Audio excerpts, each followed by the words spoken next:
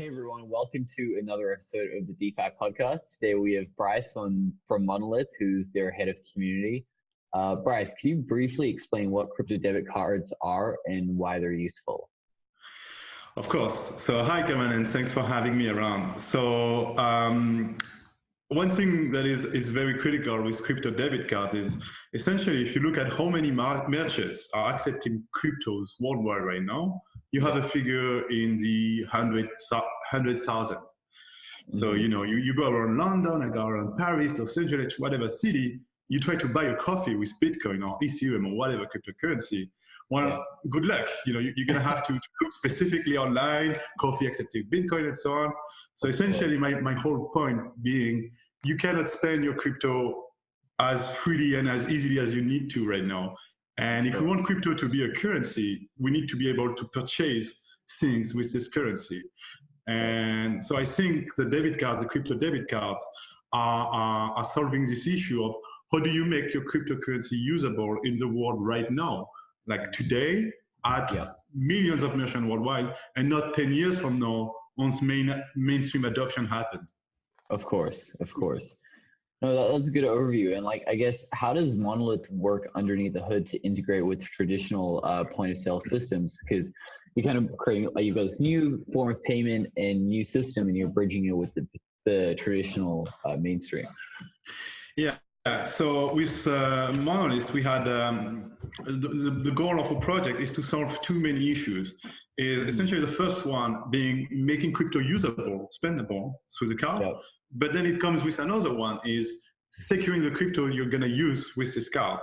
So we have two core parts of the project, essentially. The first being an Ethereum contract wallet. So we use a smart contract to store the user's funds. And it allows the user to implement a logic as to how the money can move around. And essentially, the user can replicate something along similar to a bank, what a bank would offer, limit how much money would move from his wallet every day, or define a white list of people that can bypass this limit and things like that. And now for the making crypto usable part, when we have this, I don't know if your readers are going to see it, but this Visa card. So it's essentially, so this card is paired with your Monolith contract wallet. You can load it up in a tab, and it works just like a regular Visa card. You can use contactless. You can works with Google Pay now. You can use it online, of course. PIN. You can use it all across the globe too.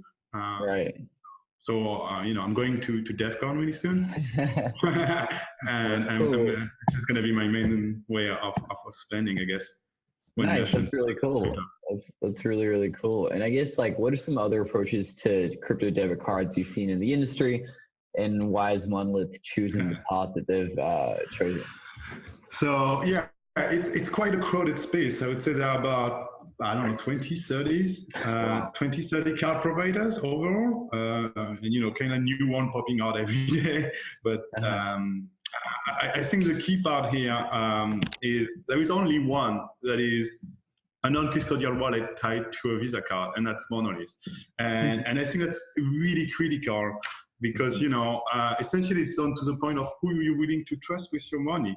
We would love our users to trust us, but they don't even need to. And that's the beauty of how we built the service. We could disappear tomorrow. The money is still here. They're going to recover it.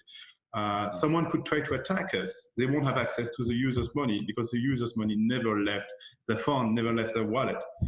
They are the only one who have access to their private key. And I think this is really a critical difference because as those services grow, not having access to the user's fund is also more than just a question of pure, am I going to lose my money if the service provider disappear or not? It's also, if the service provider, the card service provider, has access to the user's funds, then they can start doing things like a kind of fractional reserve, essentially, what guarantee do you have that they indeed have one ETH for every ETH the users have? Yeah, completely. No, that's a really interesting point that I hadn't thought about. So you guys definitely are running a fractional reserve banking scheme in the back end, that's for sure. Yeah, it's technically impossible for us, and I think that's a key difference, and it's gonna it's going to become more and more apparent of how important this is as the industry grows.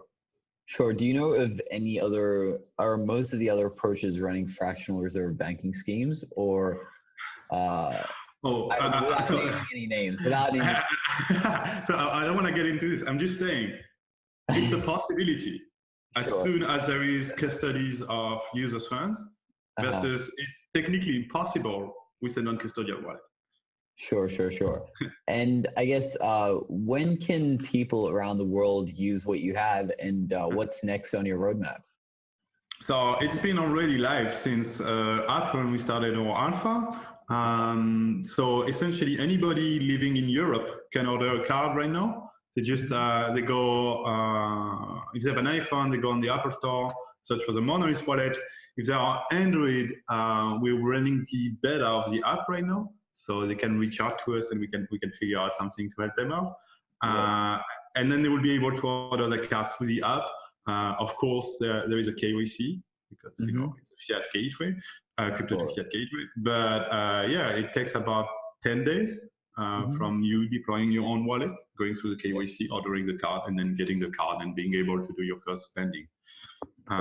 Perfect. Yeah, and the card, again, I want to stress this out because I don't know, some people are a bit unclear about this. So the card is shipping to any European resident, 31 countries in Europe, but the card works worldwide. So I'm going to go to Japan, which is not in Europe, and I'm going to use my card. That's really cool. That's really, really cool. And I guess, like, why did you or say the founders choose to solve this problem in particular?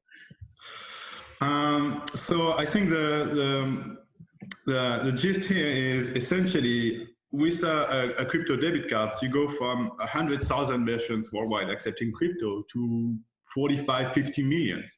Wow. And you enable really living your life on crypto. So for instance, for me, I'm from Paris. I'm not working in London. I don't have a bank account in the UK. I don't have a pound denominated bank account. I have my pound denominated bank account is this, essentially. I'm living my life fully in the SA in London. And so all my travel, housing, food, coffee, drinks, all of this is paid with Ether, with TKN, with KNC and a few other tokens, essentially. Yeah. Wow, so you're a full crypto digital nomad. Yeah, full crypto in London. I still have some expenses in Paris that are on my regular bank account, but I'm looking forward to teach them out. Wow, no, that's really cool. And I guess, like, is there anything that I haven't asked about Monolith or yourself that you'd like to add and share to the audience? Well, I guess, we could dive a little bit more into what's coming next, because I think we have quite a few interesting things around the corner. So I don't know how familiar are your audience with DeFi and what's happening in that scene, with the compound and all of the services, but this is something we're looking closely at and working to integrate with the card, where essentially they will be able to lend money to decentralized fashion on compound and make some interest on the stablecoin, but at the same time being able to spend them on the card at any time. So we're pretty excited about this because as soon as this goes live, we become the bank or the bank alternative with the most interesting rate there is by a very wide margin, because I think the current APR on compound is around 7%, maybe 7-8%. I haven't checked in a few weeks. I don't know about you, but my French banks, they're giving me 0.5% on the saving account. So that's 16 times the rate of my French bank. Yeah, and I mean, I know some banks are more in like the 1-2% range. For instance, Monzo in the UK, I think they have 1.5%, or will still be like 5 times over Monzo in terms of what we're able to provide our users with. So I think that's something that's gonna really, I think essentially my point with that is, so far we've been trying to replicate a banking experience on crypto, and I think we reached a level where we're very close to parity. When we have those DeFi compound integration and so on, we would go way above parity. We offer something that doesn't exist in the regular banking world. Exactly. That's what I'm really excited about. Earns you interest. Yeah. Fully. No, that's really, really cool. Sweet. If I guess, was there anything else, or is that about it on your end? No, I guess that's good for me. Thanks for having me around. And yeah, if your users are interested in what we offer, they can just go on the store, get the Monolith app, check out our website, and let us know what they think. Perfect. Yeah, I'll include the links about Monolith in the description so they can check out your product in your community and take it from there. I guess thanks a lot for your time, and it was great having you today. Cheers. Thanks, Cameron. No worries. See you Bye. soon.